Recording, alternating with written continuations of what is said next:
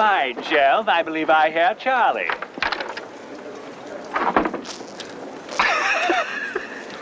Who put water in my gun? How do you know it's water?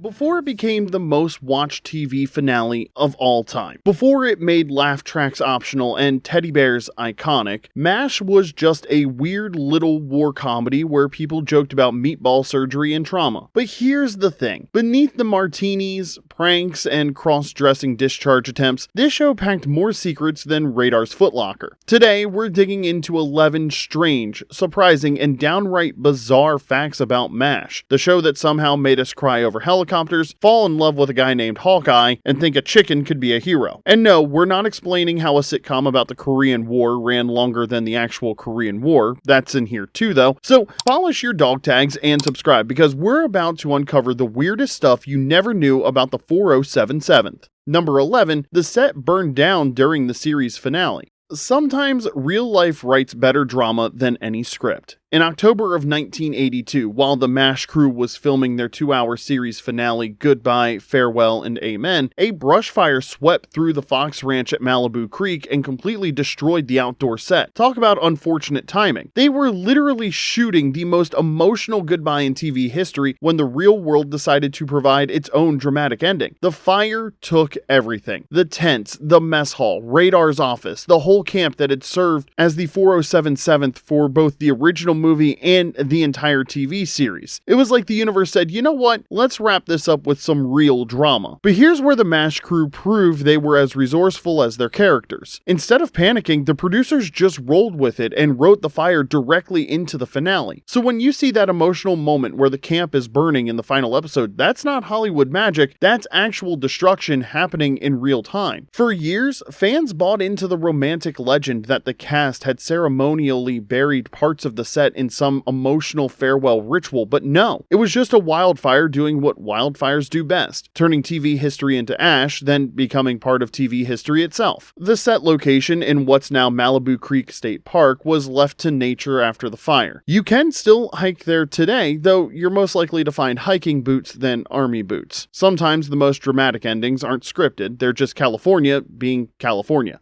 Number 10, CBS killed off Blake without warning the cast. The moment Lieutenant Colonel Henry Blake dies in MASH still punches harder than a surprise mortar shell, and guess what? That wasn't just the audience's reaction, the cast was blindsided too. McLean Stevenson had decided to leave the show at the end of season 3, and the writers came up with the now infamous twist. Blake's chopper gets shot down after he says goodbye. But only Alan Alda was told ahead of time. The rest of the cast found out when they read the final page during filming. That raw, stunned silence in the OR was 100% real. Loretta Swit reportedly burst into tears. Gary Berghoff slammed his script and stormed off, and Jamie Farr looked like someone had just told him Klinger was getting promoted. CBS wasn't thrilled either. Executives begged the writers to change it. They said it was too dark, too depressing, and too real, which was exactly the point. The message was simple. Not everyone makes it home, even from a comedy. Lieutenant Colonel Henry Blake's plane was shot down over the Sea of Japan. It spun in. There were no survivors. Does that scene still get you? Let us know in the comment section below, because it definitely still gets me. Number 9, the show introduced PTSD to primetime. For a show that started with guys in drag and martini jokes, MASH got surprisingly heavy. Midway through its run, it stopped being just a war comedy and started looking more like an emotional therapy session with commercial breaks. That's because MASH dared to go where no laugh track sitcom had gone before. PTSD, Hawk's Breakdown? I didn't mean for it to kill it.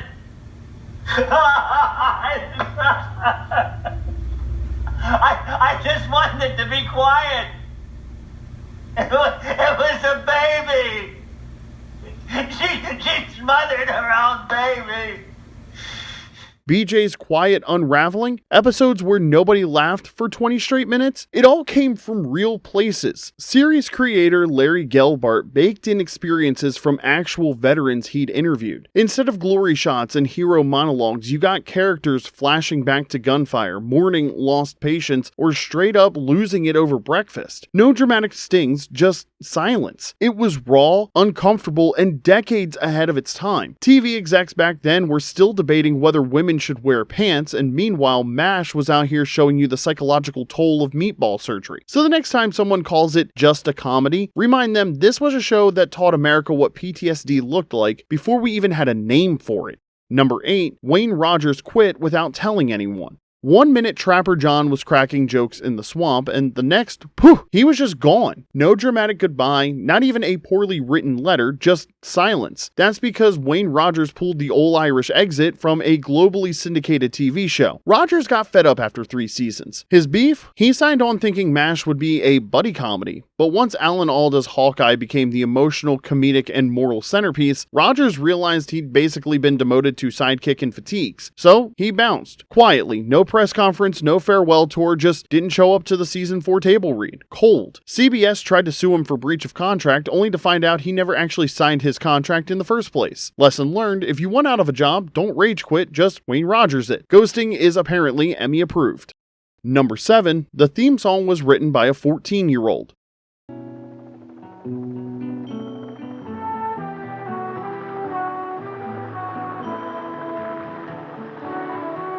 The MASH theme song might sound like something out of a brooding college film class, but here's the kicker. It was written by a 14-year-old, and no, that's not a joke. The haunting tune that opens each episode like a slow descent into existential dread was penned by Mike Altman, son of MASH film director Robert Altman. The producers needed lyrics for a funeral scene. Robert wanted them to sound, quote, stupid, so naturally he outsourced the job to his teenage kid, because who understands death and despair more than a 9th grader? The result was an ironically catchy dirge that became an accidental anthem. The lyrics didn't make it into the series, but the melody stayed, and it made Mike Altman a millionaire before he could even drive. Meanwhile, Robert only got paid $70,000 to direct the whole movie. Oops. So yeah, MASH, a show about the psychological horrors of war, opens with a melody written by someone who probably still had braces. Let that sink in the next time you're humming it in the shower like it's a lullaby. Alright, before we dig up more forgotten facts, literally in the next one, take a second to hit that like button. It helps more than you know. And hey, drop us a comment. Did you already know a teenager wrote the MASH theme song, or did we just ruin the song forever for you? Now, let's get back to the facts, and yes, we're about to get even weirder.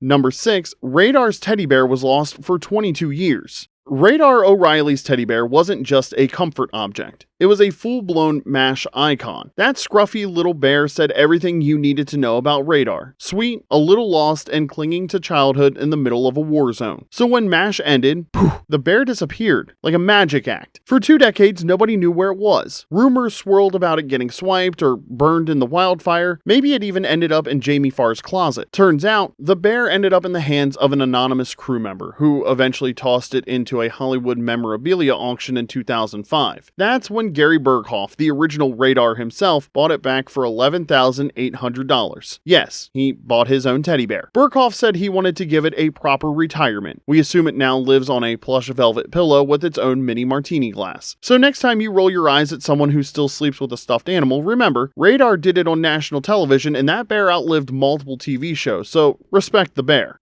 Number 5, Hawkeye was never allowed to kill anyone. You've got a good sense of humor, but a lousy sense of timing. Fire that weapon. Fire it? I don't even like looking at it. I said fire that weapon. All right. You're fired. Did it as gently as I could.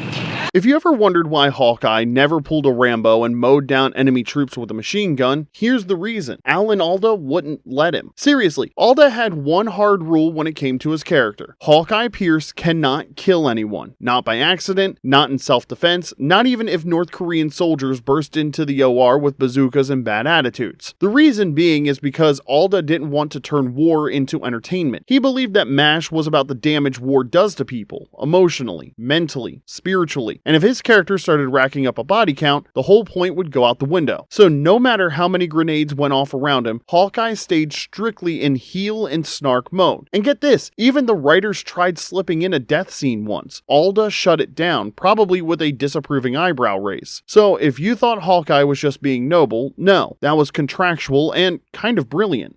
Number 4, the laugh track that slowly disappeared. If you ever felt weird laughing during a scene where someone's getting their spleen sewn shut, you're not alone. That's why the MASH laugh track started vanishing like Radar's Innocence. CBS originally insisted on adding canned laughter because nothing screams comedy like chuckles over battlefield trauma, but show creator Larry Gelbart hated it. He begged for a full ban and CBS refused. So the compromise? No laugh track during surgery scenes. That crack in the wall turned into a full-on escape tunnel. Over the years, Gelbart and Alan Alda pushed back harder and the giggles got quieter. By the final seasons, it was basically gone, except for a few stray chuckles here and there like someone accidentally leaned on the laugh track button. So if you're rewatching MASH and notice you're enjoying the silence, that's not a glitch. It's progress because you're hearing what the creators actually wanted you to hear. Number 3, Alan Alda basically ran the entire show.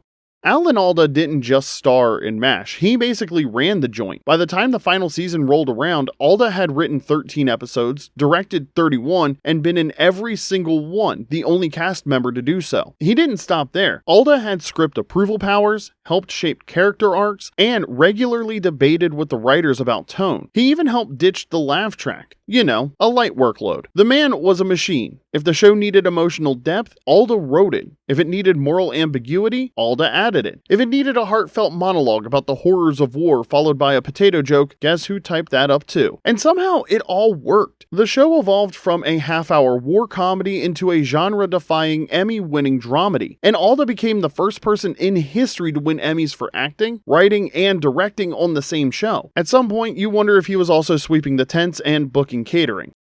Number 2, the show outlasted the actual Korean War. Here's a fun fact that'll mess with your head. MASH ran for 11 seasons. The Korean War, 3 years and 1 month. That's right, the show about the war lasted nearly 4 times longer than the actual conflict it was depicting. Think about that for a second. By the time the series wrapped, entire generations had grown up thinking the Korean War was this decade-long affair filled with martinis, jokes, and the occasional emotional breakdown. Meanwhile, the real war was basically a really terrible 3-year period that most history books skim over. It's like if someone made a sitcom about your worst Monday at work and it ran for 30 years. Eventually, people would think you had the world's longest, most traumatic Monday. But here's the thing, it worked. The show used that extended timeline to explore themes the real war probably never had time for. Character development, moral complexity, and the long-term psychological toll of conflict. So yeah, MASH was historically inaccurate in the most wonderful way possible. It took a forgotten war and turned it into a decade-long meditation on humanity. Not bad for a show that started with Klinger in a dress.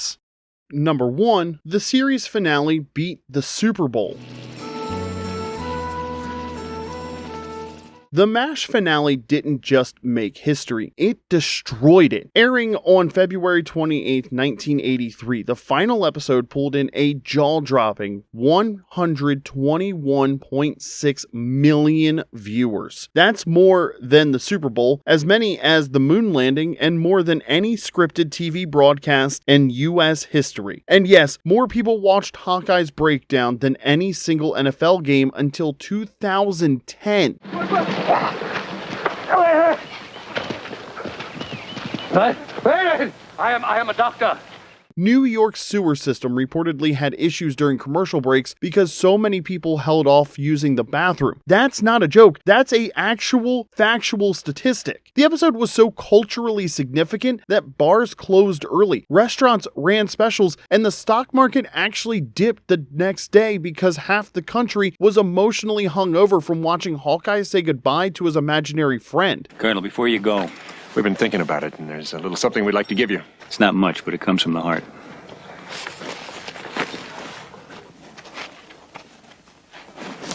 So, when people say TV used to be bigger, they mean this big. MASH didn't just go out with a bang, it left a crater the size of primetime. And if you missed it live, sorry, you're part of a smaller, sadder America. And there you have it, 11 weird MASH facts that prove sometimes the best TV happens when nobody's paying attention to the rules. Which fact blew your mind? Did we miss your favorite behind the scenes moment? Let us know in the comment section below, and be sure to hit that like button and subscribe for more nostalgic TV deep dives. Until next time, this is Remember When.